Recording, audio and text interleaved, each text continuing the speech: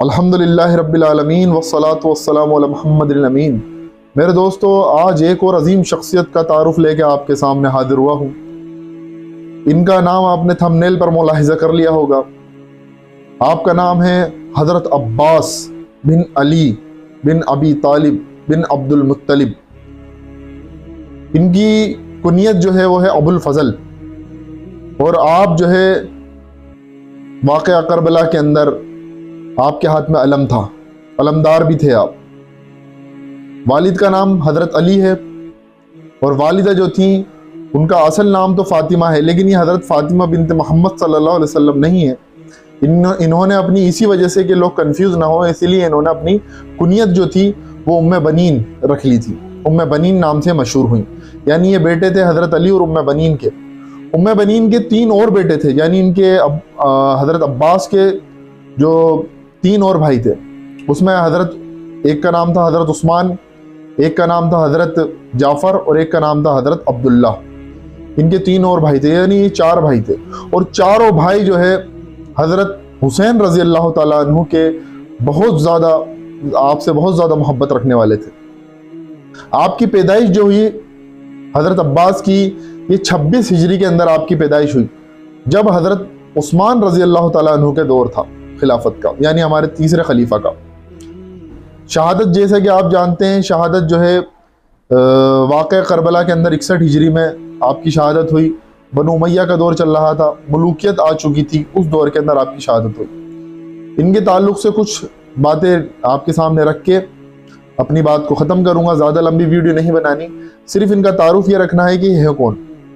देखें, इनके मुताल्लिक़ ये बहुत जान लेना चाहिए कि ये हज़रत हुसैन से मोहब्बत तो रखते ही थे, लेकिन हज़रत हुसैन को अपना इमाम और अपना लीडर भी मानते थे। ये हज़रत हुसैन को अपना लीडर भी मानते थे, इस वजह से हज़रत हुसैन के साथ थे। इन्हें मालूम था, इन्होंने हदीसें पढ़ रखी थी, हदीसें सुन रखी थी कि हमारी तरह सुने सुनाए मुसलमान नहीं थे। यानी सुन्नी वो वाले सुन्नी नहीं थे जो सुना के सुन्नी थे, बल्कि पढ़े लिखे सुन्नी थे। इन्होंने बाकायदा इन्होंने जो हदीस पढ़ रखी थी, जान रखा था हदीस के बारे में।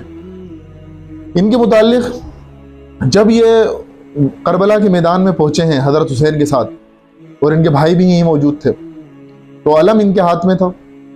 तो इन्होंने अपने भाइयों को एक एक करके रवाना करना शुरू करा। पहले तो हज़रत हुसैन से जंग की इजाज़त ली और कहा मुझे जाने की इजाज़त दें।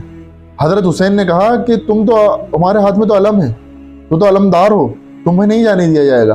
तो हज़रत हुसैन ने एक एक करके अपने भाई, यानी हज़रत उस्मान को, हज़रत जाफ़र को और हज़रत अब्दुल्ला को भेजना शुरू करा, और वो शहीद होते गए। फिर इसके बाद आपने इजाज़त मांगी, लेकिन आपको मना कर दिया, जो कहा कि आप जो है अलमदार हैं, आप आखिर तक रहेंगे।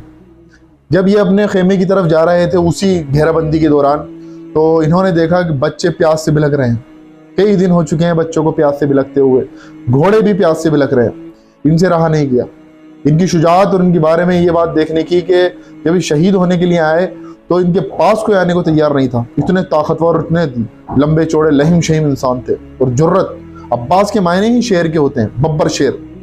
इनके पास आने की किसी की जुर्रत नहीं थी। इनसे रहा नहीं गया। इनकी शुजाअत ने गवारा नहीं करा कि ये खामोशी से खेमे में बैठे रहे। इन्होंने अपने घोड़े को एड़े लगाई, मशकीज़ा हाथ में लिया और फरात के पास गए और घेराबंदी को तोड़ते हुए फरात के अंदर अपना घोड़ा उतार दिया। वहां पर मशकीज़ा भरा और कुछ चुल्ली पानी अपने हाथ में भी लिया खुद पीने के लिए। लेकिन इनके दिल ने, इनके ज़मीर ने गवारा नहीं करा कि जहाँ मौला हुसैन प्यासे हों, जहाँ अहले बैत की ख़वातीन प्यासी हों, जहाँ छोटे छोटे बच्चे और जानवर घोड़े प्यासे हों, वहाँ मैं पहले का पानी कैसे पी सकता हूँ।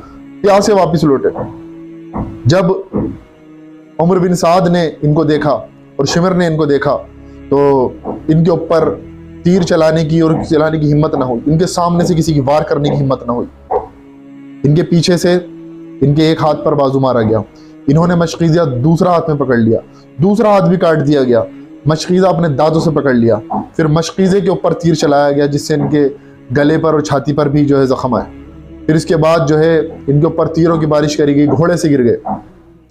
घोड़े से गिरे तो लोग तलवार नेज़े लेके इनके ऊपर टूट पड़े। हज़रत हुसैन को आवाज़ दी। जब हज़रत हुसैन पहुँचे हैं तो वहाँ अपने भाई का पारा पारा जिस्म उन्होंने देखा। बहुत جو ہے دردناک ان کی شہادت ہوئی، لیکن اللہ کیا ان کا مرتبہ بہت بلند ہے۔ حضرت حسین کو اپنا لیڈر مانتے تھے۔ شہید ہونے سے پہلے ایک رات پہلے شمر نے ان کو کہا کہ تم ام بنین کے بیٹے جو ہے چاروں کو امان دی جاتی ہے کہ وہ چلے جائیں یا ہمارے ساتھ آ کے مل جائیں۔ عباس نے کہا آگے بڑھ کے کہ حسین کے ساتھ موت گوارا ہے لیکن تمہارے ساتھ زندگی گوارا نہیں ہے۔ یہ ان کی شجاعت تھی، یہ ان کا کارنامہ تھا۔ حضرت زین العابدین بھی آپ سے بہت محبت کرتے تھے جو حضرت حسین کے بیٹے واقعہ کربلا میں زندہ بچے۔ یہ ان کا معاملہ تھا۔ حضرت حسین نے ان کو جب پاس گئے تو ان کی لاش کا قیمہ بن چکا تھا۔ دشمن نے وہی وار کرے جو پھر بعد میں وہی معاملہ حضرت حسین کے ساتھ بھی کیا گیا۔ ان کے تعلق سے آپ سنتے رہتے ہوں گے عباس نام۔ یہ ایک عباس تو حضرت علی کے جو ہے چچا تھے، یعنی حضرت اللہ کے رسول صلی اللہ علیہ وسلم کے ایک چچا عباس بھی تھے، یعنی عبد المطلب کے بھائی، عبداللہ کے بھائی، اللہ کے رسول صلی اللہ علیہ وسلم کے والد کے بھائی۔ اور ایک عباس جو تھے حضرت علی کے بیٹے تھے عباس، تو وہ یہ عباس تھے۔ ان کے متعلق آپ کو شیعوں کے اندر دکھے گا کچھ لوگ غلو بھی کرتے ہیں، غلو نہیں کرنا چاہیے۔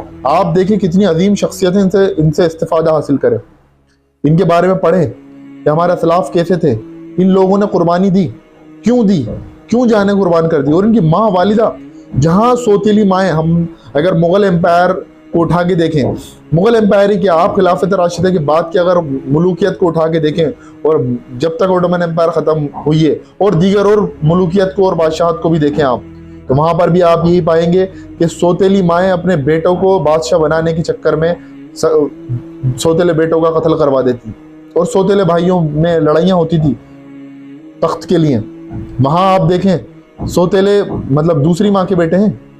حضرت حسین اور حضرت عباس دونوں بھائی ہیں، لیکن دونوں کی مائیں الگ الگ ہیں۔ ایک کی ماں حضرت فاطمہ بن محمد علیہ السلام ہے، اور ایک کی ماں ام بنین ہے، لیکن دونوں بھائیوں کے اندر آپ دیکھیں کس طرح کی محبت۔